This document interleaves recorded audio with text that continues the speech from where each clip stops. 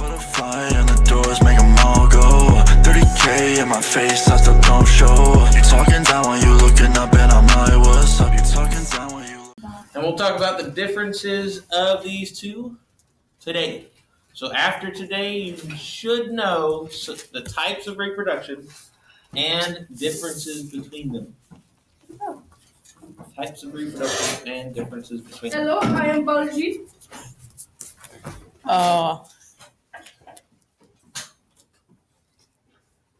Baljeet could actually be a light. I'm gonna make my hair All right. So first things first. The two types of reproduction. All living things must reproduce in order to survive. If they don't reproduce, they go extinct, meaning there are no more. So, reproduction is one of the main things that all living things are trying to do. There are two types of reproduction. Hopefully, after you saw the topic for today, you know what those two types are. Yes, sir. Sexual and asexual reproduction. Wow. Technically, we've already talked about some of the aspects or some of the parts of these two types of reproduction. We're just trying to put it all together today and see the differences.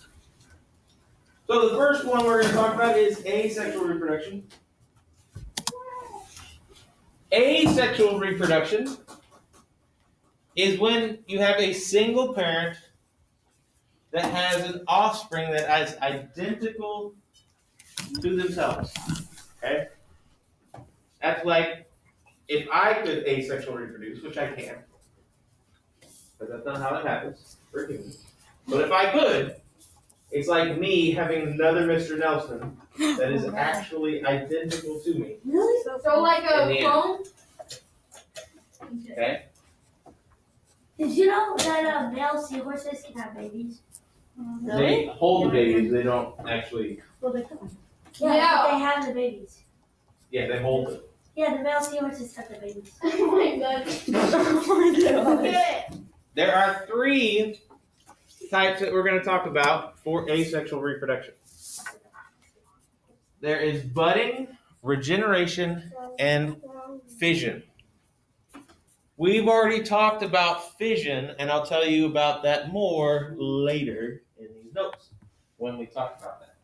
You just didn't know it at the time. The first type of asexual reproduction is budding. Budding. Again, I cannot do this, but if I could, this is how it would work.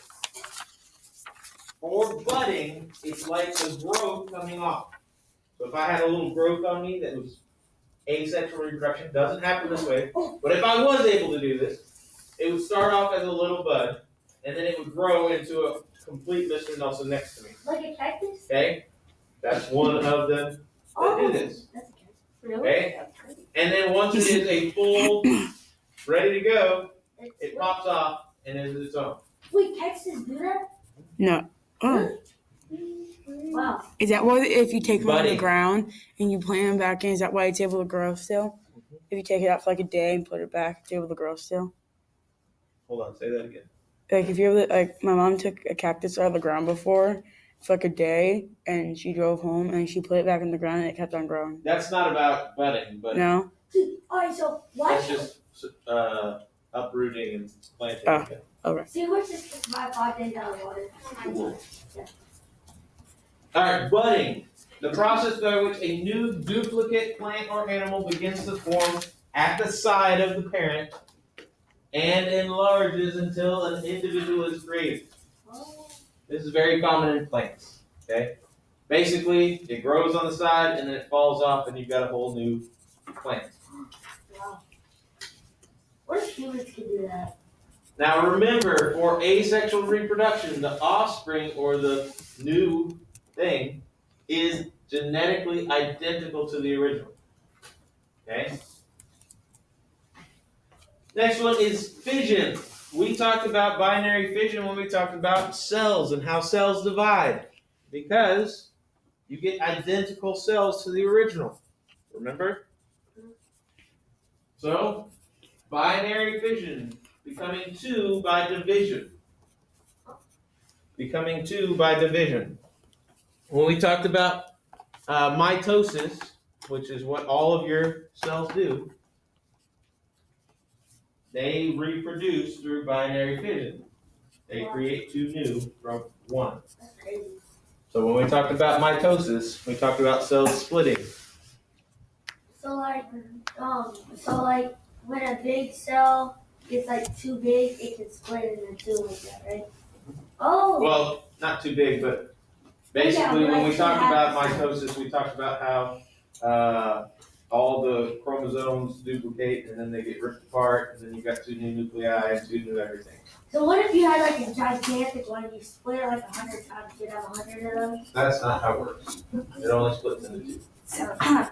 But what if those keep splitting? They do keep splitting, but they also die off. Wow.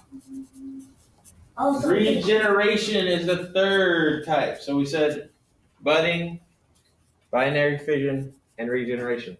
How regeneration works is, say I had a starfish and I cut it in half. I know, I'm brutal.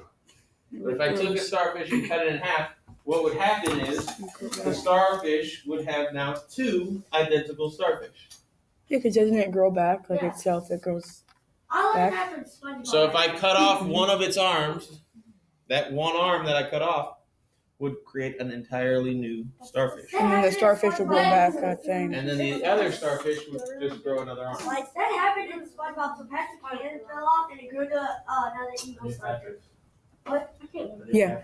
Neil Patrick. So it's where a piece is taken off and it can grow and develop into a whole new one. I forget what that means. Alright, so asexual reproduction, you have the identical to the original. Identical to the original. You should have to use the same one because I don't have any more. Oh, it broke. Well, figure it out then.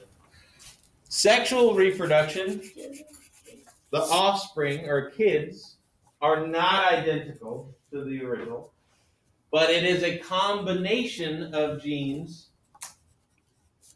23 from mom and 23 from dad.